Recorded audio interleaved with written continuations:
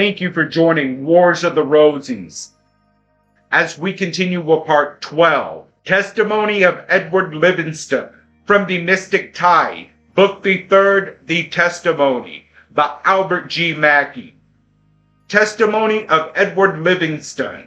In the year 1830, Edward Livingston was installed as General Grand High Priest of the General Grand Royal Arch Chapter of the United States. When he made the customary address on that occasion, after alluding to the calumnies with which the reputation of the order was at that time assailed, Mr. Livingston proceeded as follows. What shall we say to these imputations? Shall we recriminate? Shall we challenge a compromise between the characters, virtues, and service of those who have been, and now are, the ornaments of the craft and of society, with the characters, services, and virtues of the proudest of our accusers? Shall we point to the wretches relieved from misery by our charity, the deadly enmities reconciled by our interposition, the disconsolate stranger confronted by Masonic kindness in a foreign land, the tears of widows and of orphans dried by Masonic affection, and the broken spirit healed by Masonic consolation? Shall we condescend to justify ourselves against imputations too atrocious to be preferred but by malevolence, too absurd to be credited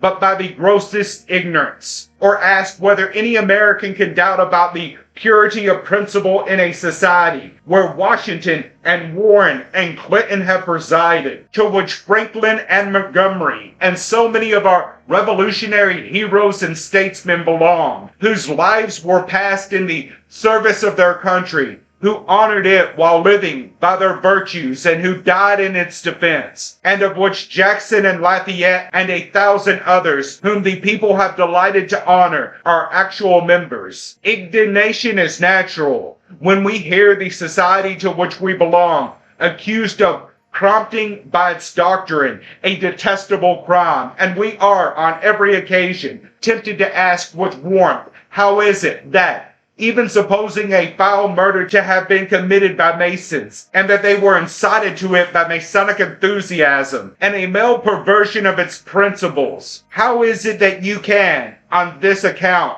entertain the absurd idea that such are the tenets of a society, among whose members were men who had for ages been distinguished for every virtue, for patriotism, disinterestedness, and charity, and which now contain some of the most celebrated for religion, moral, and worth, pious ministers of the gospel, upright magistrates, men of all professions, exemplary in their lives and conduct? Might you not as well ascribe to our holy religion the crimes of those who, in all times, have, by their mad bigotry and enthusiastic zeal, committed murders and spread devastation in the name of a God of mercy and peace?